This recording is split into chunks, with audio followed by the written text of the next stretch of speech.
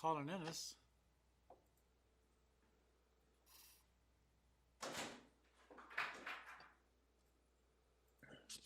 There's Sydney. Welcome. Hey, Sydney, what about that big tarp we have around the Museum Art Gallery? I'm working on it. I'm waiting. Hey?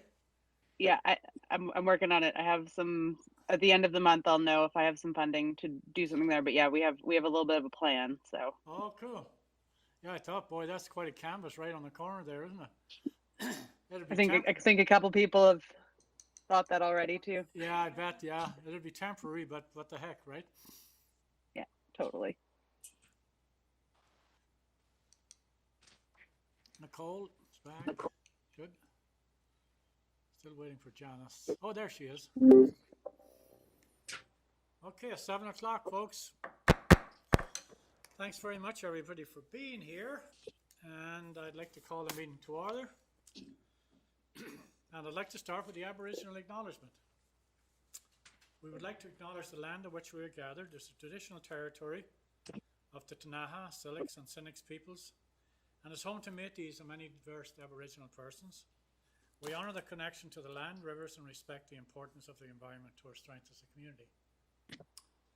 And we've been reading this acknowledgement for several years here in the city of Nelson. And Janice, your council helped develop this.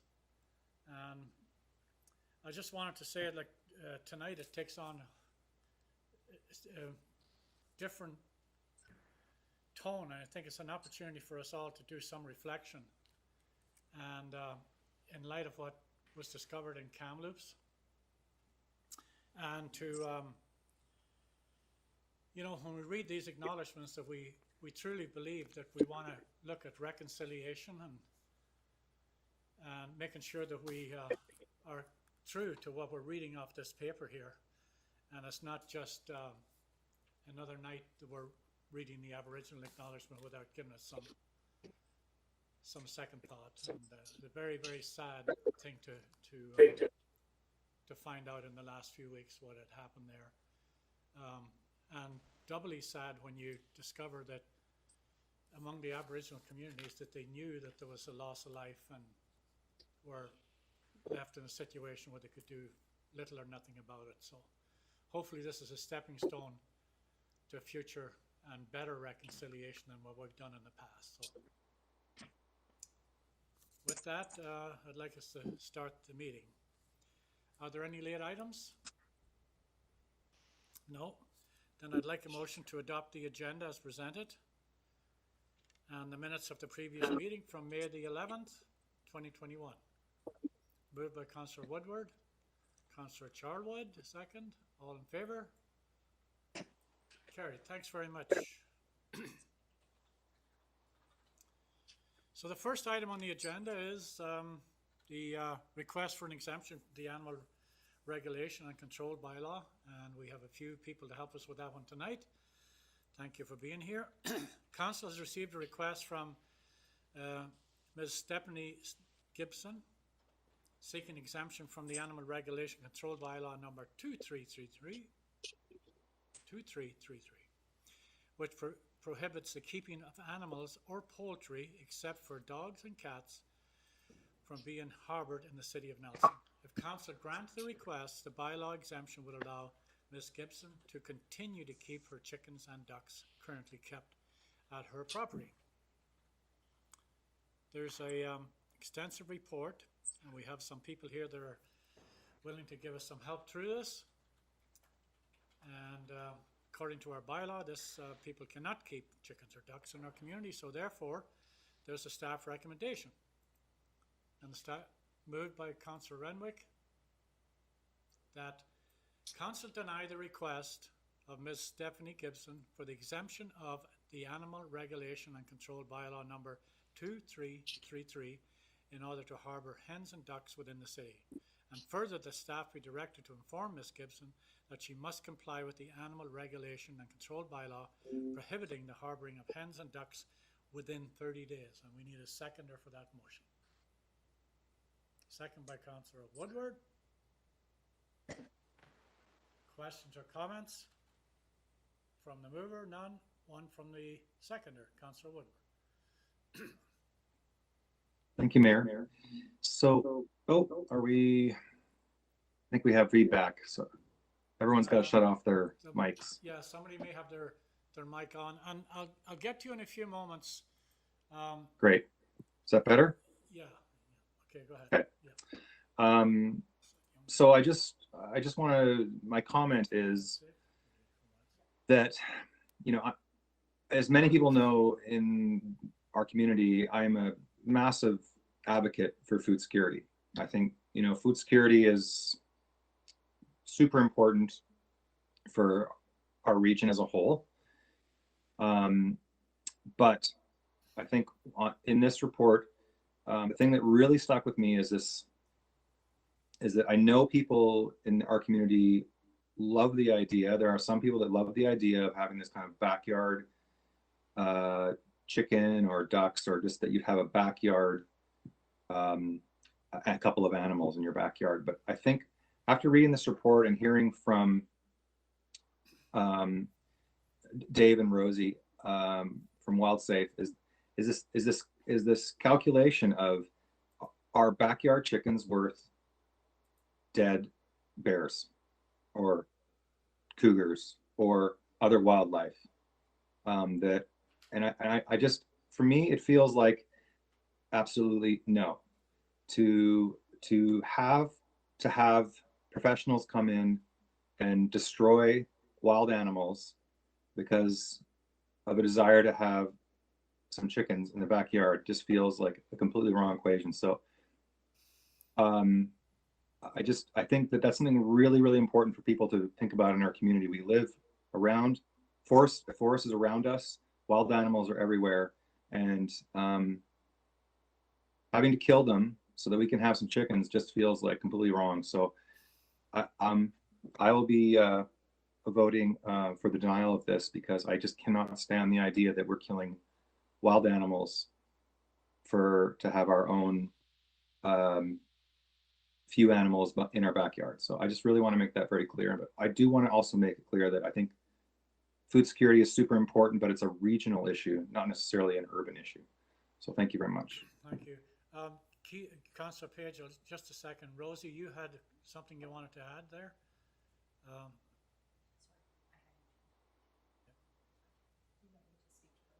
Rosie, did you want to go ahead?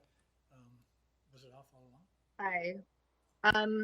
This is along the same lines of this topic, but I just think it's a good time to bring it up. Was once the conversation about the ducks and chickens are off, and I maybe should have brought this up earlier, is bear resistant bins in Nelson. There was the bear in Lakeside Park that was videoed, and there was quite the social uproar. Talked with Public Works, and they are keen at the idea of more bins and have come up with solutions for temporarily handle it. But something that I think that council should look at and talk at. There was 6 bins brought in 3 years ago, 6 bins brought in 2 years ago. Last year was a bit of a hiccup. There's COVID, lots of stuff. And recognizing that these bins are expensive, but there's 2 bins coming this year, which Public Works is very keen to put in. But moving forward, there's 20 bins that are open bins around Lakeside. And I personally, the day before the bins, the bear accessed the bins at Lakeside, I had called into the works yard because I had noticed overflowing bins around Safeway and near Lakeside Park. So. Thank you, Rosie. Councillor Page.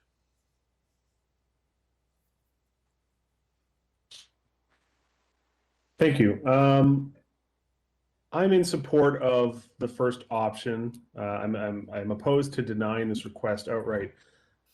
Well, I appreciate the bear component of this. I think there's a way we can work with, especially a proponent like this that has already put so much effort into having a clean property, to safely and effectively allow for chickens and hens on a case-by-case basis.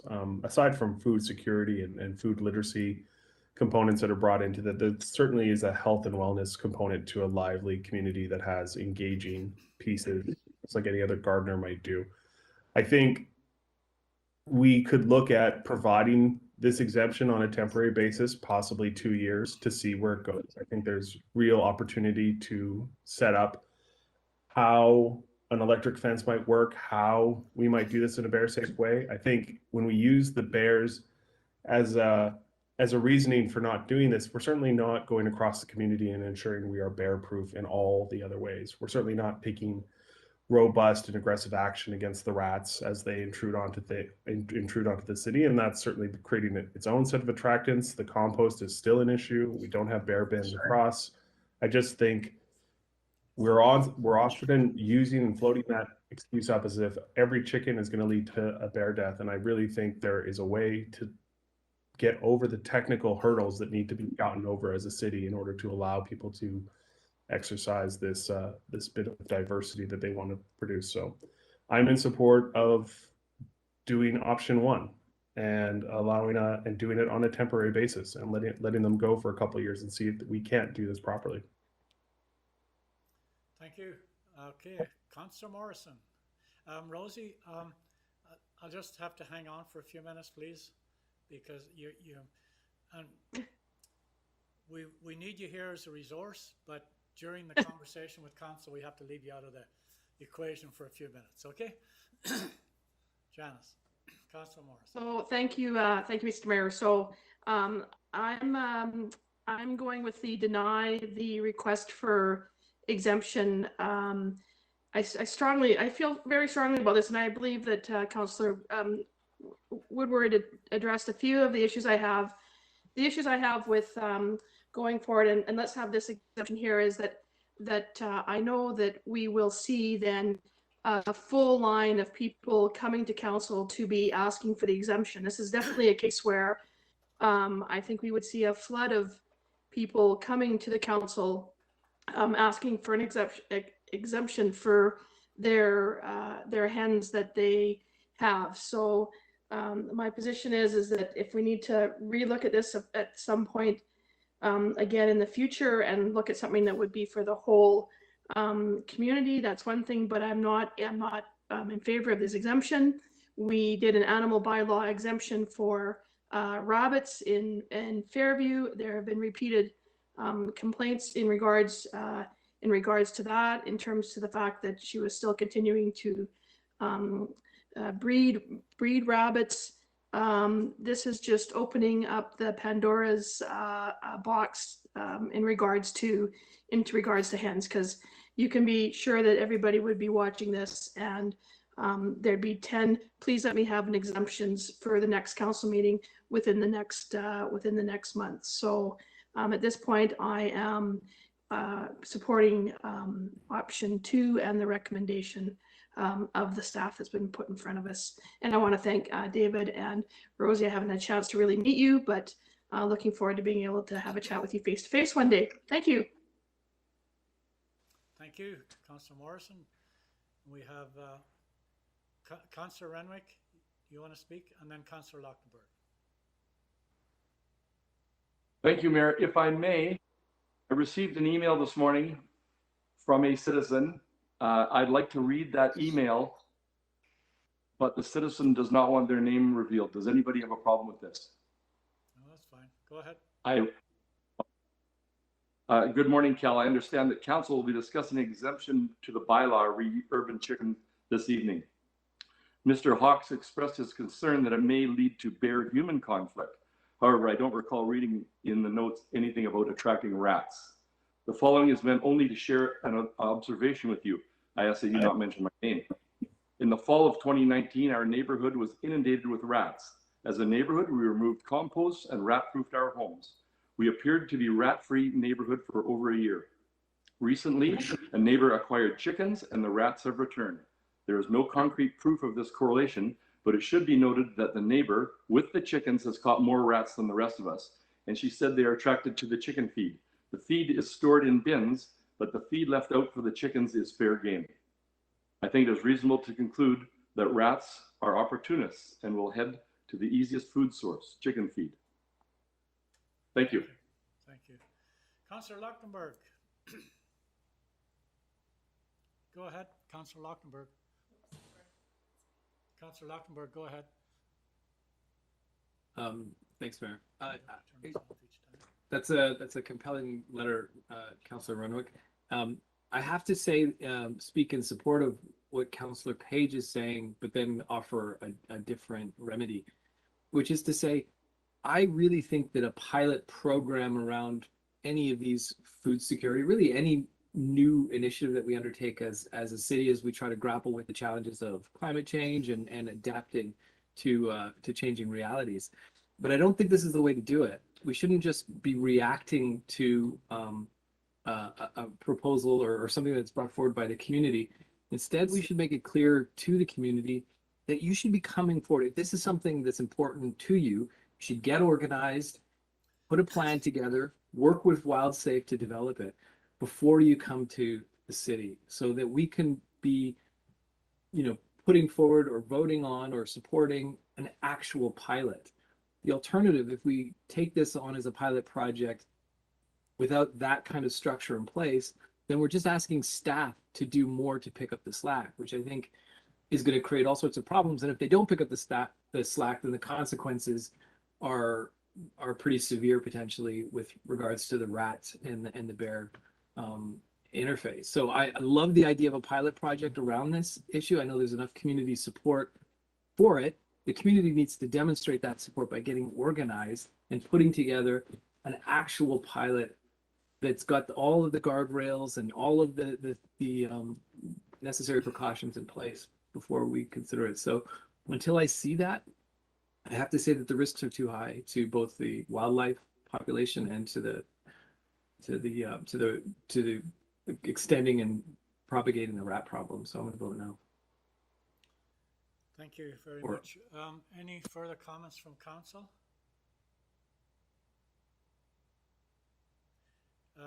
Sorry, Councillor Woodward.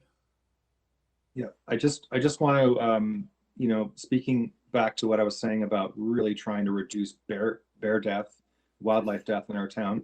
I really want to point out what Rosie said there about, I'm not sure what would be the proper procedure, but that really moving on getting these bear-proofed garbage cans would be an easy fix. So I hope staff can work with that and move that along. We don't want bears at Lakeside Park. That's no good. So I'm hoping somehow we can figure that out and continue every year to just keep installing these bear-proof cans. Thank you very much. Thank you. Thank you. Rosie, did you have something you wanted to add to the subject on hand? Did you hear me? Sorry, new to the etiquette. My apologies to everybody. WildSafe BC is not going to come in or out. We've already said that it's in the staff report, in or against backyard chickens, but having a more cohesive and sustainable long-term plan, in our view, is better than having a piecemeal approach of having exemptions being brought forward again, and again and again. Thanks, Rosie. Thank you. Okay, so I'm going to call the question. All in favor of the motion? All in favor of the motion? 1, 2, 3, 4. Carried. Thanks very much. Kevin, I think, and Sarah, Councillor Woodward mentioned about the bear-proof cans, and I know that comes up on a regular basis, but it should be a focus of ours to make sure we're trying to get those out as speedily as possible. I don't know, Kevin, if you happen to know off the top of your head if we're in that loop or not at the moment. Yeah, as mentioned, Public Works is very aware of this and are taking actions to deal with the current situation. And recently we've installed bear-proof bins in our locations on the perimeter of the city. And this is a very heavy barrier. So they are, Kevin, down there. Kevin, sorry, Yes. we can't hear you. You're very broken up. Yeah, you're breaking up pretty bad. So in a nutshell, what Kevin said was that they are working on it and he'll follow up with Colin Innes. So thanks very much. Thanks, Rosie, for doing that little bit of detective work. All right, thank you. Dave, thanks very much also for your help on this file as well. Okay, the next one up is the pollinator meadow proposed for the, where is it proposed for? Sorry, trying to find the address here without going through the whole preamble, but Silica Street and Victoria, between Silica Street and Victoria. Now, I don't know if any of you had a chance to look at this address, but in front of us we have a group, well, a few people that are interested in putting what's called a pollinator garden in to attract bees and so forth. And the idea is to have it on a piece of land close to Hendrick Street.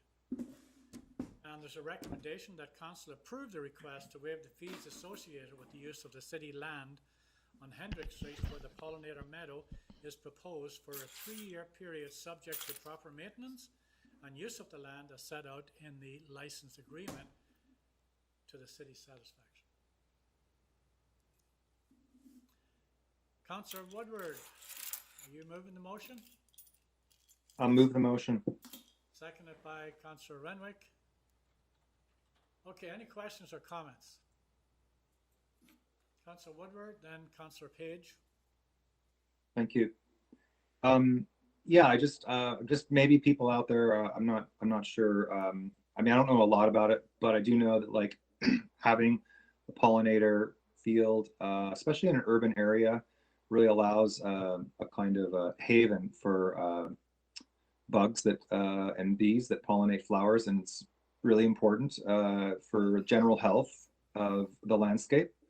So I think this is a really interesting idea of using a piece of urban landscape. I think it's an innovative technique, and I would love to see how it would turn out. So thank you very much. Okay. Up next, another hand up there somewhere. Councillor Page, yeah. I think I heard my name. I think Councillor Morrison wants on the speakers list too. I circulated a letter from one of the neighbors in the area, and so in all ways, shapes, and forms, I've been by this spot a lot. I've talked to the proponent, gave some advice on how we might get something like this going. But I do feel we're in a little bit of a situation of people racing to lay claim on the lot. The neighbors in that area would also like to put veggie plots into that Hendricks right of way. And so what we pass here tonight, I don't want to limit the ability for the other neighbors that are adjacent to the Hendricks right of way above Victoria to also be able to have a spot to put potatoes or tomatoes or whatever else they want to do in that area. It is a spot in full sun that is highly trafficked. So I do want to, I look at this motion we have before us of naming it a pollinator meadow, and I want to acknowledge that there is a lot more interest on that block than just this particular proponent. And I think we really need to hold space for the rest of that neighborhood to be involved in this project. Thank you. Councillor Morrison, I got a rough idea what you're going to say. Go ahead. Hear you now. Okay. I think I might. So my thoughts kind of follow along actually, Councillor Page's, but more the fact that in the background here we talk about the fact that it says here, and I'm just going to read the sentence. Typically, the city charges a fee for these licenses based on the assessed land value. However, such fees are sometimes waived for non-profit and community organizations at council's discretion. And although I read in the in this information package that Kootenay Native Plant Society are being perhaps consulted or whatever, I still see this as Lee and Oppenheimer as two individuals.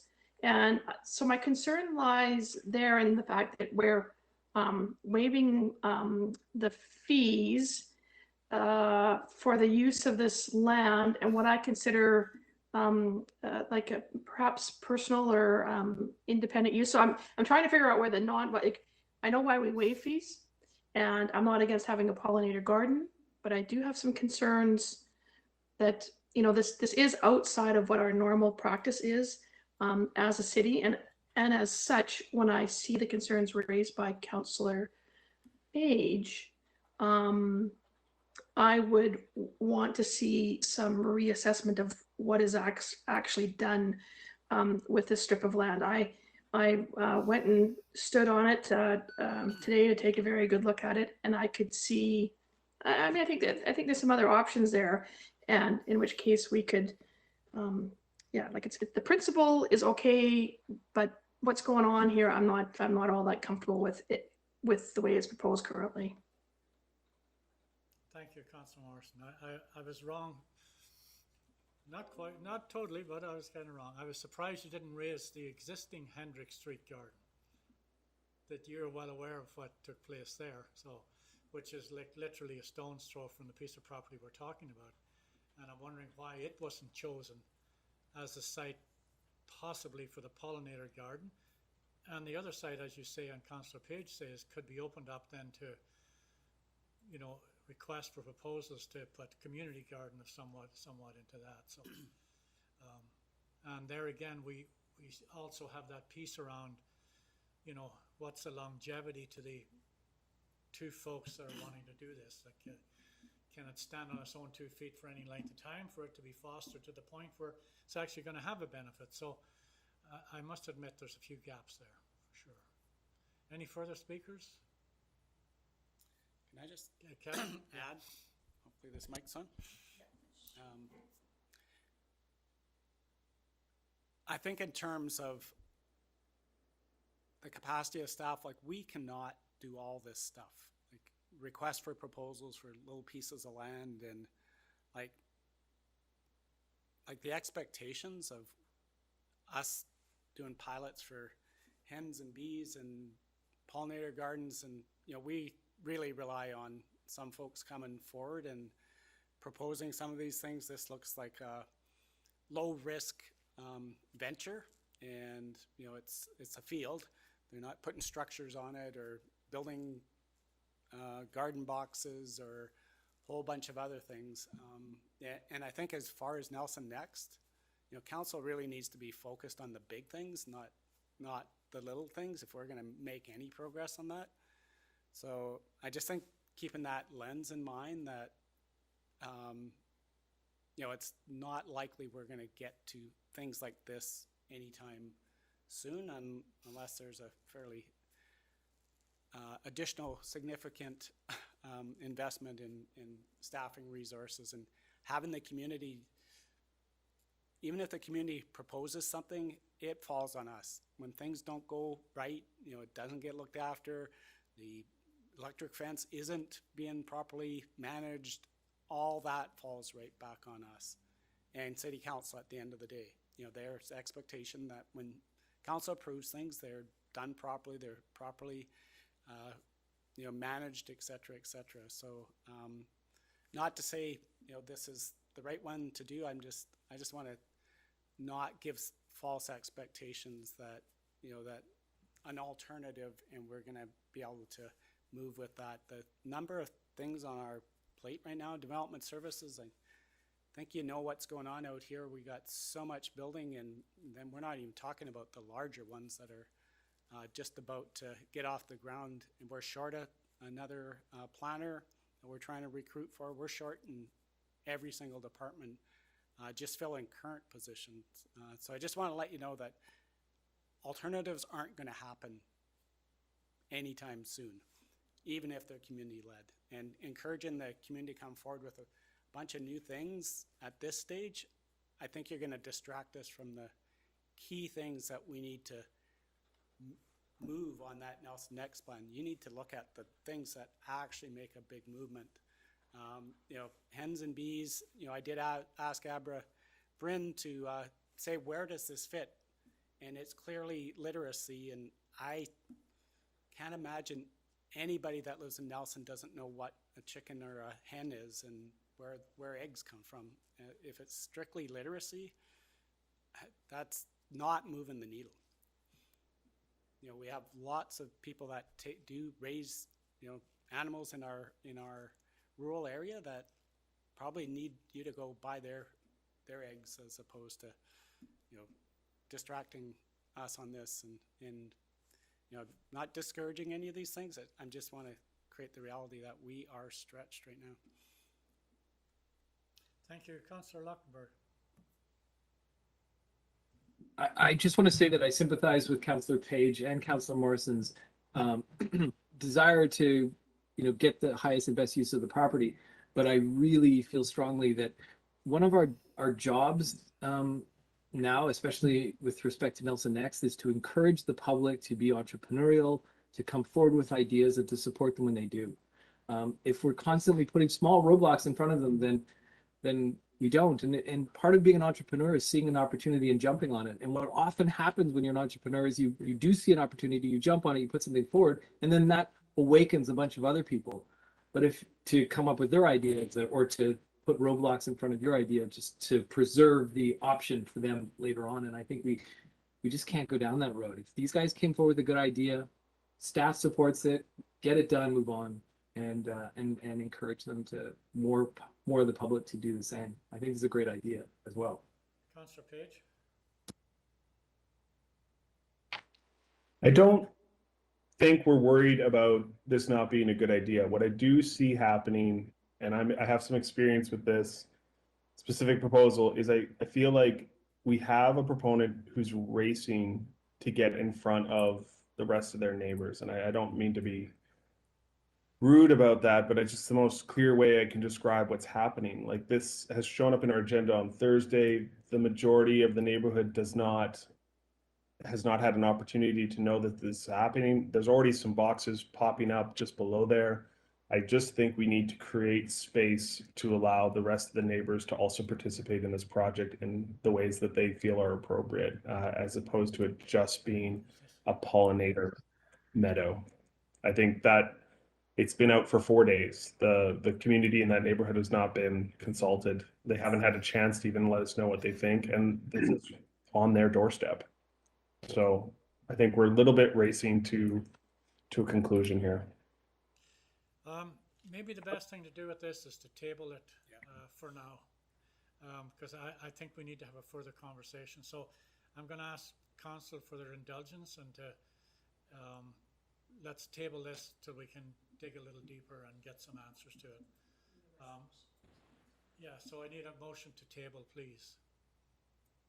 Councillor Page? Could we let, No. hold on, could we let, No, we're not No? letting anybody speak. Could I have a motion to table, please? Councillor Page, seconder?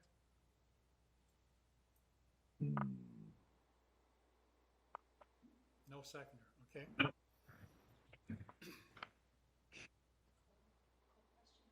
Okay, I'm going to call the question.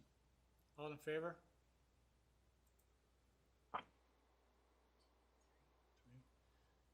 Opposed? Denied. Okay, next, funding request, Mural Festival. Sorry, Brian, I don't know who you are. You're not, and I'm sorry, but we don't have time for you on the agenda tonight. Thank you very much. Nelson District Arts Council, and hopefully Sydney's still there, has hosted the Nelson International Mural Festival for over 3 years, 2018, 19, and 20, and are doing so again this year. Nelson District Arts Council hopes to continue this initiative in 2022 and is requesting funding from the city. In the past, Nelson and District Arts Council has a highly successful leveraging city contributions to obtain larger grants. The Nelson District Community Arts, Nelson District Arts Council is requesting that the City of Nelson contribute $25,000 to the 2022 International Mural Festival. And there's a complete report here as usual. And there's also a recommendation. Moved by Councillor Renwick and second by Councillor Charlwood that the city provide a grant for $25,000 to Nelson District Arts Council for the purpose of holding the Mural Fest in 2022, with the funding to be provided through the Downtown Reserve. Okay, so any questions or comments on that? From the mover or the seconder, first of all? Go ahead, Cal, and then Councillor Charlwood. Thank you, Mr. Mayor. Just to comment, Sydney, here we are again. Good for you. Keep it going. You do a great job. Everybody loves it. Thank you very much. Councillor Charwood. Yeah, hi Sydney, thanks for this work. I'm a supporter as well. I would just have a question. This is more from my ignorance as a new councillor rather than a critique. And I'm sure staff would be happy to answer this too. So my impression is this is money that we promise you so that you can go out and get more funding, correct, for the next year. At what point do we actually pay you the money? Is that not until next year and we're just giving the promise now? Correct? Great. Yeah, just to add to that, I think next year's budget we'll look at putting this into the financial plan, sort of ongoing. We certainly do that with Sculpture Walk, so there's some certainty around that program. There's a funding source for this, and then we don't have to do this annually, and Sydney can plan, and council, clearly has the option in the future to, to stop it. But at this stage, it seems like an ongoing program. Create certainty, and Sydney can concentrate on fundraising and producing the festival as opposed to coming back here every year. Thank you. Any further questions? Hearing none, all in favor? Carried. Thanks very much. Thank you. All right. Oh, you're sticking around here, Sydney, I see. Nelson District Arts Council has requested that council allow 2 murals to be painted on city property. Council is now requested to approve or deny the use of the city-owned sites for the murals. And the first proposal is west-facing side of the retaining wall on Cedar Street, where it meets Baker. And the second one is on Vernon Street at 420 Vernon Street. And there's a recommendation from our staff on behalf of the Mural Fest. Anyone wish to move it? Councillor Woodward and Councillor Lochtenberg second. And that the council approves the use of the west-facing wall and retaining wall above where Cedar Street meets Baker Street in front of 505 Cedar for a mural proposed by the Nelson District Arts Council. The design by artist Kai, what's the last name, Sydney? It's Cabodina, I believe. Cabodina, okay, thank you. The Cultural Development Committee approved the proposed design, so you've already communicated with these. Contingent on them. Contingent it hasn't gone them. Contingent on you approving it, okay. The council, and set 2, the council approves the use of Vernon Street wall, stairwell, and at the parkade at 420 Vernon Street for a mural proposed to the Nelson District Arts Council, designed by P.J. Gil Hurley, is that right? Contingent on the Cultural Development Committee approval of the proposed design. Question, Councillor Woodward? And then Councillor Hi, Sydney. Charwood. It's more of a comment. I just want to say I was walking around town the other day, and it really struck me as I kind of, went around a few blocks doing some errands, that every once in a while my eye would catch a mural, and it just struck me. I just really appreciated that process that's happening in Nelson. It brings this wonderful color, energy, brings the art right into the everyday world. No barrier. There it is. Come check it out. And I just really appreciate that no barrier, that it's just out there. And the the different styles and expressions. It's really a wonderful thing you've done over the last bunch of years. So I just wanted to appreciate, and I really look forward to the continued work that you're doing. So thank you very much for making our town that much more beautiful. Thank you, Councillor Woodward. Councillor Charwood. Thanks, Mayor.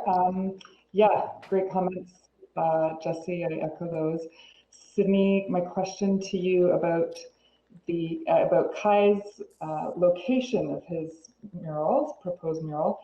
how about that lower block? And it's bit, right? Just, can you give us a little like insider info on that? Is that coming next? Because that one's got way more presence. So I'd assume you'd be looking at that too. And how would they work together, I guess, is my question. So from what I understand, that wall was created as a kind of like a, I believe someone told me that it was a bunch of different groups from the community who came together to build that wall. So I think that there was like part of the Italian community who came together. And so from what I understand, so I think that there's some historical aspects to that particular wall that we really want to be mindful of. And so that's kind of, yes, it's an amazing canvas for sure. I've been eyeing it up forever, but it's also, we're trying to really also preserve those little kind of special spots as well. So. Thanks, Sydney. Thanks, Councillor Charwood. Okay, any further questions? Hearing none, all in favor? Carried. Thank you very much. Thanks, Sydney.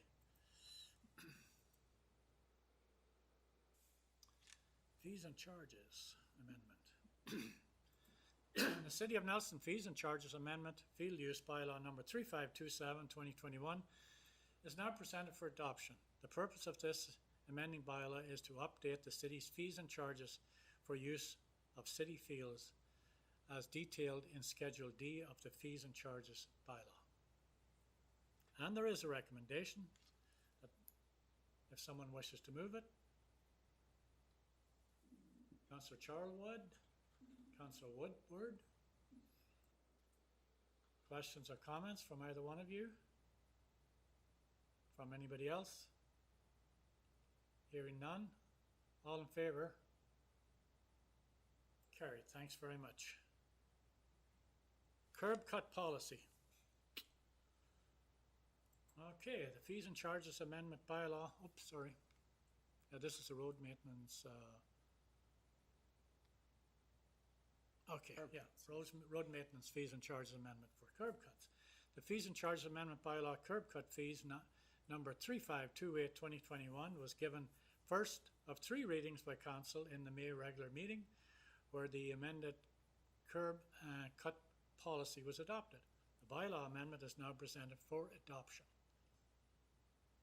And a mover and a seconder, please. Councillor Morrison, seconded by Councillor Renwick, that the Corporation of City of Nelson Fees and Charges Amendment Curb Cut Bylaw number 3528/2021 be finally adopted. All in favor? Carried. Thanks very much.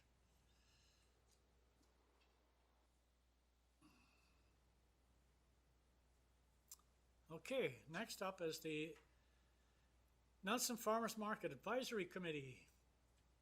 Nelson Farmers Market Advisory Committee was established in 2020 to provide input to the City of Nelson in the management of the farmers market. Council adopted the terms of reference in 2020. Staff are now proposing amendments to the length of the term for the members, as well as the composition of the committee. And Sarah, thank you for your work on this, and Jordan, anybody else who was involved in it. And in front of you, there is a staff recommendation with supporting documentation. And I'm open for someone to move the motion or something completely different if you wish. Moved by Councillor Page and second by Councillor Morrison. Questions or comments from the mover or seconder? Further questions from council? Councillor Renwick. Thank you. Although I am in agreement with this, I did notice the members or the suggested members of this board, and one is the executive director of the Chamber of Commerce. And I spoke with the ex-executive director today, and I'm wondering if we can change the language somewhat, that it could be the executive director or someone appointed by the executive director from the chamber. If anybody's got a problem with that. Councillor Renwick, were you thinking of a board member as a possible liaison or a staff? Absolutely, yeah. A board member. No, a board member. Yeah. I think we just have to say, or alternative. Or alternative, yeah, we could just Or- put that in there. okay. Okay. Okay. With that's a friendly amendment to the motion, yeah, to the presentation, yeah. That's a good idea. Further question or comments? Are we all happy with the balance of the group and everything? Mm-hmm. Fine, okay. Oh, Councillor Charlwood. So I guess I do have a question about the Chamber of Commerce and their role, since you spoke to them today, Councillor Renwick. Just could you speak more to why they should be on this committee? Well, I think we can. Well, I think we can speak as staff because it wasn't Councillor Renwick that suggested that. It was staff. Ginger, I meant Sarah, do you want to?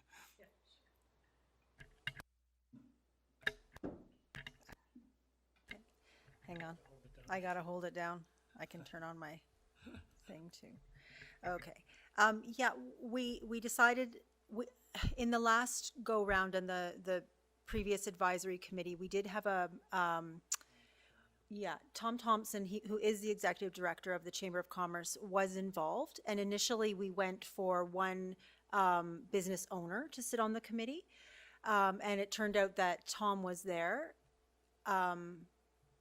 as a representative of the business community. And he does add value because he does have the ear and is the voice of several hundred businesses in the community, and his input's really valuable. And that's why, I mean, I understand the executive director of the Chamber of Commerce or an alternate, ideally a board member. There is room for any other member of the public to sit on the committee if they so choose as a member at large.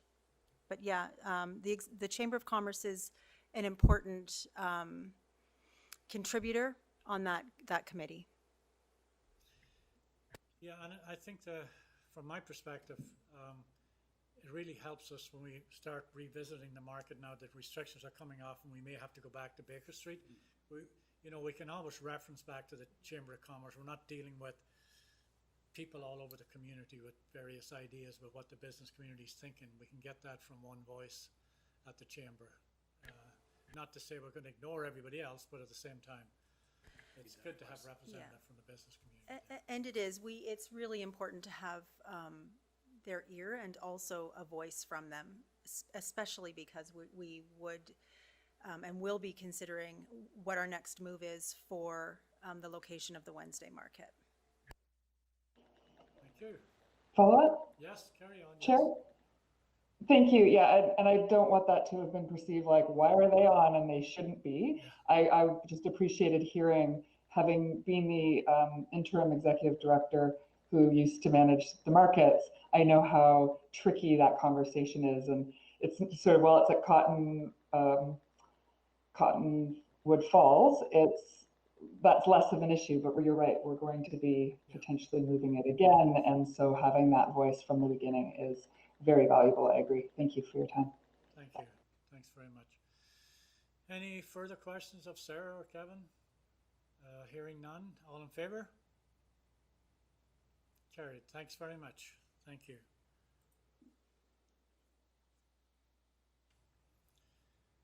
Okay, up next is Climate Action Revenue Incentive Program.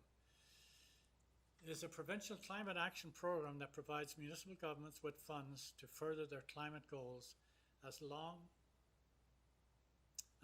cities reported their emissions and reported on how they were using the funds.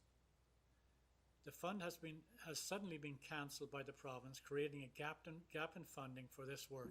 Staff is requesting direction from council with regard to sending a letter to the province to advocate for funding for replacement. Councillor Page, you might want to keep your ear to this one because AKBLG, I'm sure, would be very interested in this. And there's a report here and a letter that came to us that was already sent to the minister, and there's a recommendation in the report. Councillor Morrison, you have your hand up? Recommendation, please. Councillor Morris is moving the recommendation that council direct staff to send a letter to the province with regards to the cancellation of the climate action revenue incentive program and the need to replace this funding source to allow municipalities to continue to reduce their carbon emissions and implement this important climate change action goal. And I would hope we could add something to that to have this letter go to AKBLG as well. I really think we could probably carry that ball there also. We'll copy UBCM and UBCM, AKBLG. yeah. So we need a seconder. Is that you, Councillor Page? Yeah. Okay, any further comments? Starting with the mover or the seconder? We'll start with the mover, seconder, and then Councillor Woodward. So I think that this is important that we move along on this and that it gets replaced. I mean, it was a sudden dropping of this program. You know, it's $11 million this year, which is like a drop in the bucket for all the money that's being spent these days. But this definitely needs to be replaced. If we're going to go ahead with Nelson next, this all adds to all of this. It is on everybody's table, just so that people are aware. This has been discussed at the RDCK. As such, it will be at the table, no doubt, of the AKBLG. I mean, they've already met and sent their messages on, so it's a little late to be, I mean, we can send it to them, but I think if we can put this forward to the UBCM, and again, I think it's the advocating that we do as individual councillors and as the city of Nelson also has a significant weight that shouldn't be ignored, and that's why I was bringing this forward during our last meeting where there wasn't business being taking place, and that we've got it on today's agenda. Thank you. Thank you. Councillor Page. Thank you. My comments here, and this is a challenge for us as we kind of look to what the replacement is. This program has been scrapped, and maybe they'll come back and say, okay, we're going to re-implement the same program. But I think in reality there are probably a flaw or two in the way this program was implemented. It's 10 years old at this point, I believe. I think I've got my numbers mostly correct. We take for those who are unaware, we take the gas taxes what the city municipality pays, and those get recycled back in terms of the CARIP program as a consequence of us doing proper reporting and making commitments. And I think what the opportunity here is what exactly do we want in replacement to this program? What are the features of a new incentive program going to be that will be more robust and more and be designed by municipalities like us? So I don't know what those answers are today. I do intend to chat with the AKBLG about this on Friday when we meet next.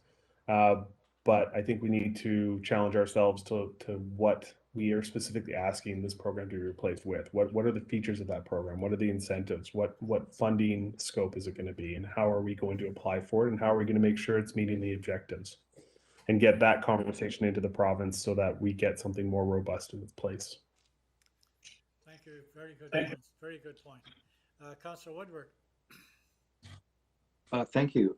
I just want to say I'm sure there are some very pertinent reasons to why this was canceled, but it just sort of seems like, considering Clean BC and where the BC government wants BC to go, it seems very odd that this program wasn't updated and expanded. So I would ask Councillor Page that if you're going to do some communications about this, is that, you know, we really need, especially for small municipalities trying to implement things like Nelson Next, we need really robust funding sources. So if BC government is serious about implementation of Clean BC and documents like Nelson Next, we need a lot of funds for those. And so yeah, I'm just very confused as to what it's like mixed messages from the government, and I just feel like we need a really clear ask of like, we need actually more funding. If you want us to do this, we need more funding, especially small municipalities. So thank you. Yeah, and this was actually seed funding in the first place to get other programs going. But you'd almost think with the carbon tax being increased annually that there's an opportunity to expand this program in whatever manner they see fit. But I know in the letter here, I think UBCM is also asking to have the same input into this redesign as they had into the original one 10 years ago. At least that's what I'm kind of reading from that bottom paragraph in our package there. So, Kevin, do you want to fill in? Yeah, I can tell you what we don't need is an application-based granting program. We have enough of those. We have no idea where any of our applications are at, and what we need is a simple keep this money, whether you do it on per capita or some formula like that, with this small amount of money, get it into our hands and we will spend it wisely. And there needs to be a trust in local government that we do the right things, and we cannot have another whole administrative burden on trying to implement what we're trying to implement. Yeah, we can't implement, there's no question, without some certainty around the funding. You're just basically going year to year and you're dropping the ball halfway through the year because you have no idea what's going to happen the While you're waiting, following year. It takes 6 to 8 months just to get an answer sometimes, and maybe even more in many cases. So, okay, Councillor Luchtenberg. And just to be clear about this, the evolution of this, where we got here, in part it's because it's a bit of a perverse incentive in CARIP that, you know, as a corporate entity, we reduce our reliance on fossil fuels. Technically, our benefit from CARIP will go down, which is, so you can see there's some weirdness in this program that needs to be fixed. And I think what we're saying here is, listen, just replace the funding until you come back with something better. But something better, you need something better. CARIP was not sustainable. It's not the model. And as Kevin's saying, ideally it's something that's predictable. There's no administrative overhead. It's just reliable funding. Exactly. Totally agree. Exactly. Thank you. Okay, I'm going to call the question. All in favor? Carried. Thanks very much. Disc golf course. On November 2019, Council gave the Nelson Disc Golf Society approval to install a 9-hole disc course at the Art Gibbon Memorial Park for a pilot period of 1 year, starting in the spring of 2020. The pilot period is now completed and staff are providing evaluation of the pilot to Council and a recommendation that Council approve the current location, the Art Gibbon Memorial Park, as a permanent location for the disc golf course. And I imagine that's one of the many reasons why we have Colin Ennis in our midst today.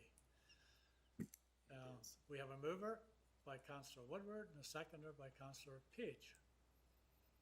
Questions or comments from either one of you? Councillor Woodward. Thank you, Mayor. So when I was reading through this report, I was really pleasantly surprised to see that a lot of the citizen concerns that were brought forward early on never materialized, which was lovely to see, and that it actually was integrated into the community. There weren't a lot of problems. Safety was not an issue. I was up there recently with my son, and he was using a skate park, and I walked around a bit and saw the disc golf course and the new playgrounds, and really saw this kind of functional park in many ways like Lakeside or Lions, you know, where you're having these multifunctional operations going on in the same park. And so it's really impressive when you pull back and you look at the whole scope of Art Gibbon Park now. It's an incredible asset to that part of Nelson, and especially with people with kids or people who just want to walk around, walk the dog. So yeah, it's looking really good, and really great to see that all those concerns have not been realized. So thank you very much for that. You're saying there's no headless people in Rosemont Park. That's what I'm saying. Thank you. Councillor Page, do you have something you want to throw in there? Yeah, I just wanted to reiterate that this was excellent points, Councillor Woodward. A few of us took the opportunity to do a tour up there, which was great. We had a co-tour with the Rotary Club and all the great work that they've done up there.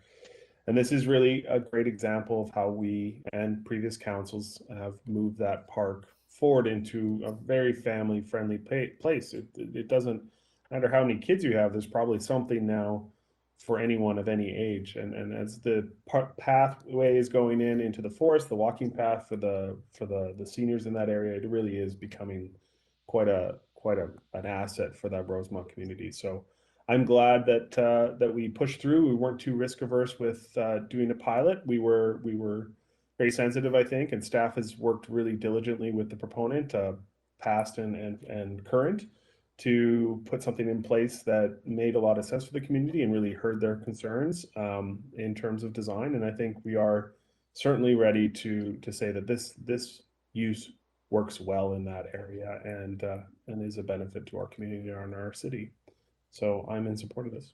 Thank you. Further comments or questions? So hearing none, and the recommendation is that council approve the Art Gibbon Memorial Park as a permanent location for disc golf course, and further that staff be directed to enter into a formal agreement with the Nelson Disc Golf Society, setting out terms and conditions with regard to the disc golf course. All in favor? Carried. Thanks very much. Okay, up next. Disposal of surplus city assets, policy number 120000020. The City of Nelson does not currently have a formal policy governing the process of disposing of surplus city assets. The proposed policy provides for a formal and consistent process for the disposal of surplus city assets, excluding land. Council is requested to adopt the disposal and surplus city asset policy number 120000020. Thanks for the report, and there is a recommendation. Moved by Councillor Page and second by Councillor Morrison that Council adopt the disposal of surplus city asset policy number 120000020. Questions or comments? Councillor Morrison. I think this just exemplifies the idea of the fact that we need best practices in all aspects of what we do internally, and this just provides that guidance and assures the general public that money that's been spent for equipment and stuff that we needed is being disposed of in an appropriate way and fashion. Further questions or comments? Thanks, Councillor Morrison. Hearing none. All in favor? Carried. Thank you very much. Okay, next up is the Permissive Tax Exemption Policy 1970040005. Following the permissive tax exemption process in 2020, Council indicated that it wanted to review the corresponding policy and consider potential changes. On May the 11th, 2021, a Council workshop was held to discuss the permissive tax exemption policy. Staff are now presenting an amended policy that reflects the very limited changes discussed by Council. And with that, there is a recommendation if somebody wishes to move it. And second it. Moved by Councillor Page, second by Councillor Wenwick. I'm moving deferral. Oh, you're moving deferral. My God. Did we not do this already? On this one, I don't think so. Okay, well, you'll need a second. You'll need a seconder. That's second by Councillor Charwood. Is there a reason? I do. Deferral? Is there? Okay, how can you? I do sympathize with staff. I think some good work has been done here, but I don't think it's been out in the public long enough to see what feedback we actually get. Doesn't have to go through any kind of readings because, of course, it's a policy adoption, but does impact this group of people. We did get an email from the executive director of Nelson Cares, and I am just moving referral simply to allow that space for them to provide some feedback before we make a decision. I think it's appropriate. Any further questions on the deferral or comments? Councillor Morrison? Only one, and that's where, when I go through the red line document or whatever you want to call it here, is that there's two options. And if we're gonna have this thing going out to the public, I'm sure that perhaps the public might like to know whether or not we're picking paragraph 1 or paragraph 2. The sidebar comment is, you want 1 or 2 or neither, but you can't have both. So like we're asking for comment on a document that isn't complete. I don't know. Sorry, I'm frozen. No, we can still hear you though. So that's my comment. And maybe you can just. I mean, give staff us- were looking. Looks like staff were looking for more comments. So. Kevin, do you want to? Yeah, maybe if we're deferring this, just give us your feedback in writing to Colin and reasons, and we will. So, again, I want to go back to what Kevin said earlier, and I have to take a certain responsibility for this because the agenda item that he was talking about at the time, I probably should have talked to staff about it. Why was it on there in the first place? Because we're swamped. So here we go again. Like we've been booting this ball around for how long now? We had a workshop. Yeah, we had a workshop that I left there thinking, you know, we've given staff enough direction here to come back with something that we can adopt. Now, clearly we have the prerogative not to, but to defer it back to staff at this point in time, and we have one letter, and we think that's sufficient to put us back out in a public process. Like, we have 6 people and plus a mayor sitting at this table and staff resources that went through that workshop. Surely to God, tonight we can get this over with. Pardon? Can I speak to the timing of? Yeah, like when do we have to have this done by, Kevin? So I just want to speak to the timing of it. It seems like there's a lot of time, but there's really not, because at the end of October is when we have to have the PTE bylaw adopted and into the province. So we spend June advertising for applications for permissive tax exemptions, and then it comes to council in August, and then we do 3 readings and adoption and send it off to the province. So the time frame that we have is very tight. It seems like a long time, but it's not. And I do think that you know, we're asking staff or council to make this decision based on the feedback that we received from you at the workshop, and so that it was in time for us to go through our regular process for PTEs. Councillor Morrison, thanks, Sarah.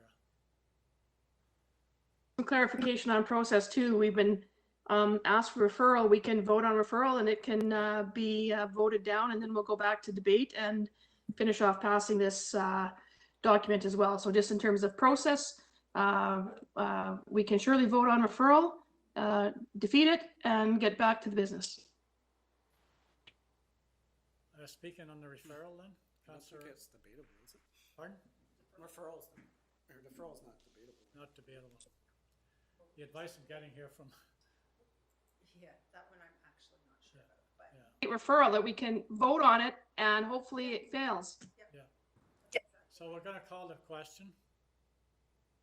In favor of deferral? Opposed? Defeated. So we're back to the main motion. So we do need. So on the piece that Councillor Morrison identified, there's 2 options there. Does everybody have that in the document? Read it out, Kevin. Just so you know. I can't see page numbers on mine. Page 2. So it's page 2 in red. Yeah. 9. Oh, sorry, page 2 of the policy. Page 2 of the policy. Yeah, or 5 of 9 on our iPads. Right, 5 or 9 on your iPads.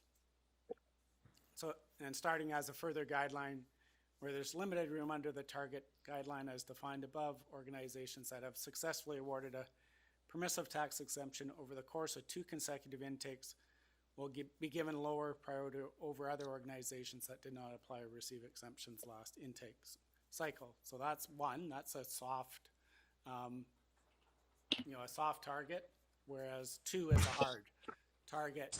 If you've already received it for 2 consecutive intakes, you're not eligible for the third. So either, I think from a staff point of view, we would suggest 1 being softer, because this is new to us, and if you're seeing, and we don't know the impact on organizations that have had this exemption for a number of years, I would suggest that would be a softer place to start than a clear, if you have applied twice, you get nothing.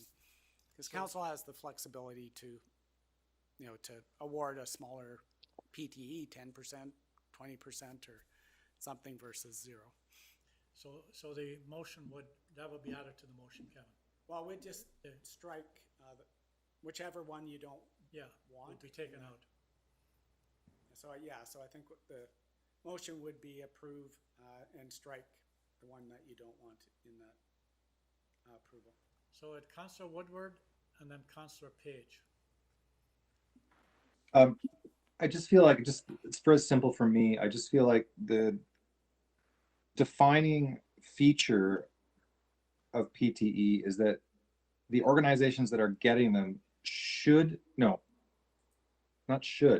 must be providing a social good or a good for the city.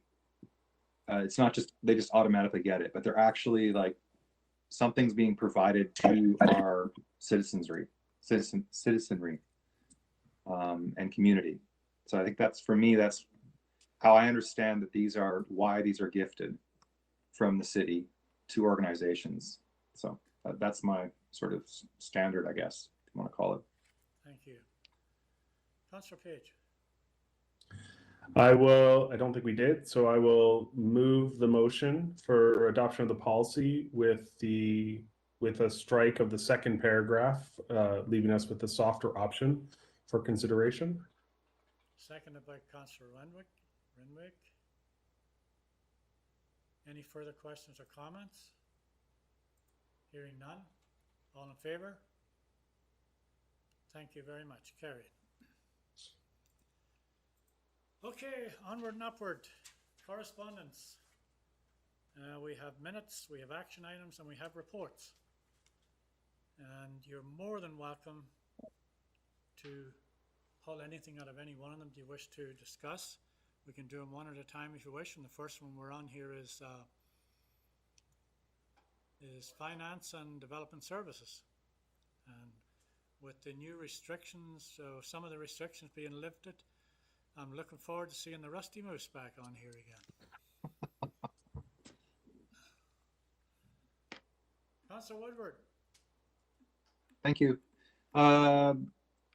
Kevin, could you just talk about how is Development Services doing with, you look at these numbers of new builds, and I'm just wondering, like, are we at a sustainable rate? Is Development Services able to handle this pretty heavy load according to these numbers?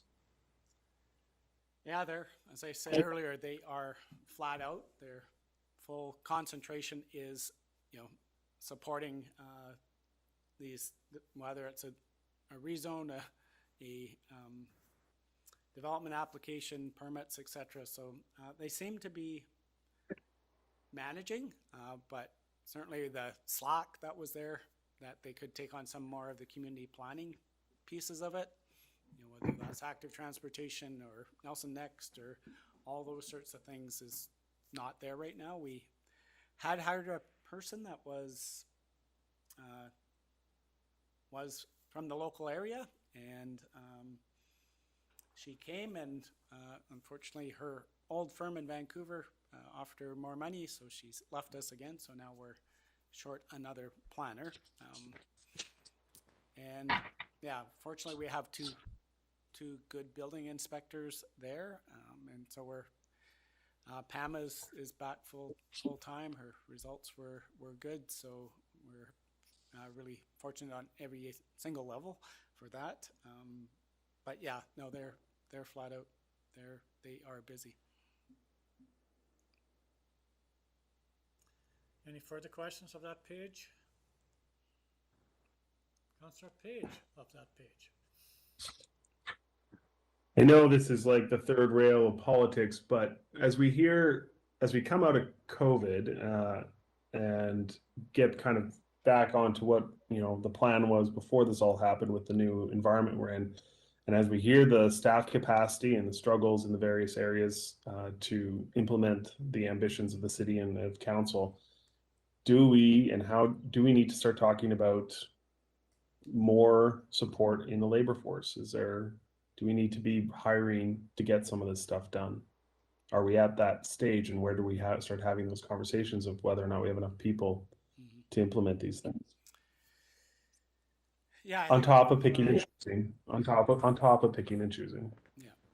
You know, I think, as I said, part of it is we're short staffed in some pretty key areas, which isn't helping. Certainly on the Nelson Next front, I think bringing Carmen over there, we have a position posted, which was in the Nelson Hydro budget to provide more support for the Carmen in her larger role, and certainly the EcoSave program. She has a couple of her consultants not consultants, but contractors or employees on contract service. She's been able to bump them up. This federal announcement of the new program has certainly made them super busy, which is great. So I think we will need a heart-to-heart on sort of what staffing levels and where those priorities are. So that's your job, Kevin, right? Pardon? That's your job. Yeah, ultimately budget-wise, we'll bring that forward. But I think the level of development has been unprecedented, and certainly nobody was anticipating that COVID would result in a development boom. And a labour shortage.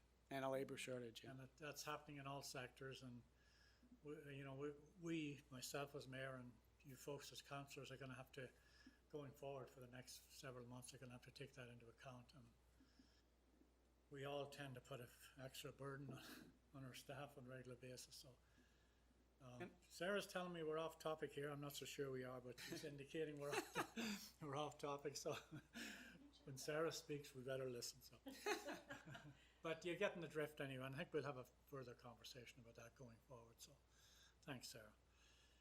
Now we have minutes from various Nelson Housing Committee, Culture Development Committee. Who else do we have on there? Public Library Board. And was there anything, I know we have liaisons to the various groups, and if there's anything you wanted to pull out. I want to thank you, Councillor Page and Councillor Woodward, for your work on the Housing Committee and trying to move forward with the regional strategy there. And it seems like you're getting a little bit of traction, and good. Yeah, keep up the good work. Thank you very much for that. Appreciate it. Action items. And of course, again, there's a never-ending list here. Kevin, I was going to ask you a little bit about the street lights.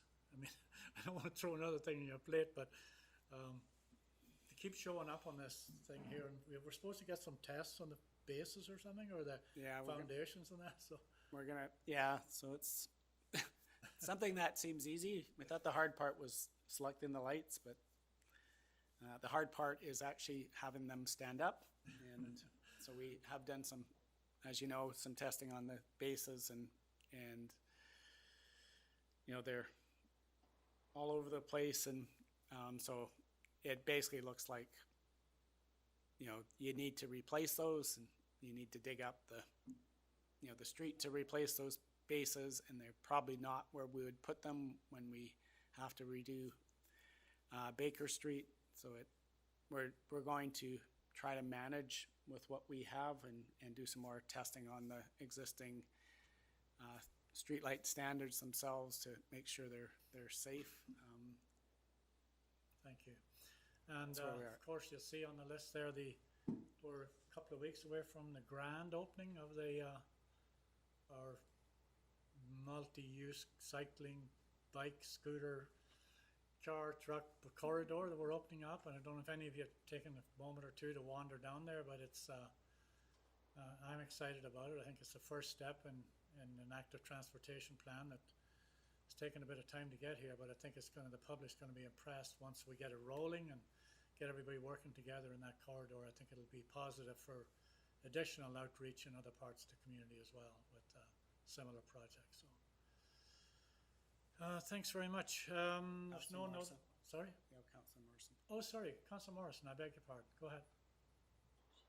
Sorry, I'm just Yeah. trying to make sure that we follow some governance rules here. I think I've been in too many meetings in the past 10 days, but I would like to move under item 11A, B, and C. Receipt. I'd like to move those documents. Move receipt. Thank you. Seconder? All in favor? Good. Yeah, your screen was kind of frozen there, and I wasn't sure if your hand was up from the last time or this time. I'm not sure what's going on up the hill there, Janice. Yeah, I have no idea. Well, I mean, there's a big storm, but I'm downstairs, but maybe that's the problem. Maybe that's. I do have, if you don't mind, Mr. Mayor, I know that there's no reports tonight coming from, we usually do this on the cow evenings, but I wanted to mention that hopefully people have, now you can't see me, so I can't hold up this document, but I would like to talk about the need for people to go on the RDCK site and fill out the survey regarding resource recovery. And I can't wait till our next meeting because these have to be filled out and back to the RDCK by June the 27th. It's a very short turnaround for people to get online. I would encourage everybody to go to the rdck.ca and find the information about the resource recovery plan and fill out the online survey. Feedback is only accepted until June the 27th. So we really need to get citizens in Nelson. And I think when something comes in your mail and it's got Regional District of Central Kootenay on it, we sometimes forget as a city of Nelson that we are full invested participants in the RDCK and that they in fact are the most responsible party for our resource recovery within the area. So it's important that citizens in Nelson actually go on site and fill out this, fill out the survey. It's a long document, but everybody got in the mail a little short 6-pager from the RDCK. So I just wanted to add that this evening because our time is limited. And just to let council know, we're going to do a financial impact page because the financial section of that mail out, there's no financial numbers on that, and I don't think it's appropriate for people to comment without knowing the cost of the plan. And I know there's the detail of it if you search the RDCK site, but we're going to try to make it a little more user friendly so people know what the cost to implement the plan is. Yeah, it's really important to be engaged in this because as an example, on the very back page of that document, Councillor Morrison, it says, if there is support to look more closely at region curbside collections. That doesn't sound to me like, it sounds fairly fluffy. So, you know, that feedback is going to be important for sure. So everybody needs to get engaged in this because it's a big ticket item and deserves your attention. And there's more than enough documentation kicking around out there for people to read. And as Kevin mentioned, the missing page in here is not percentages and little fancy trucks, but where's the numbers? Where's the cost? Where's the value and the cost for this program? So that needs to be, I don't know how you can do a survey without having those numbers in there. In the first place, we wouldn't do it, I know that. Thanks, Councillor Morrison, for doing that. Appreciate it. And one last thing before we do go, you are people of influence in our community, and it's really important that we encourage people to take advantage of the vaccine pop-up shop that's going to happen on Hall Street on the 27th, is it? 4th. Oh, sorry, the 4th of July. 24th. 24th. 24th of July. June. Of June, sorry. 24th of June, there's a pop-up shop on Hall Street, and we'd like people that aren't vaccinated, who feel that they couldn't get to the location that they were required to go to head down there, and you just show up and you get your vaccine, because we need to get those numbers up, because the sooner we get the numbers up, the sooner we get back to, it won't be normal by any means, but it'll be better. And those of us that have a vaccine, really, you know, we can't afford to be carrying the rest of you on our backs. We need everybody to jump on board and help us through this. This is a community endeavor. We've done really good so far, and please get out to that pop-up shop. It's an easy way for you to run in there, and it takes a second to get it done, and you'll be notified for your second one, and you know, we'll all be able to visit our families and our friends and have the odd holiday and feel safe. I don't know that, I know that I feel so much better that I've had my 2 shots. I couldn't tell you if they work or not, but I can tell you the feeling is great, that you just feel protected. So thank you for that. Councillor Woodward. Yeah, I was just hoping that we would have some social media posts sooner than later, so that we can all share them out as much as we can in our connections.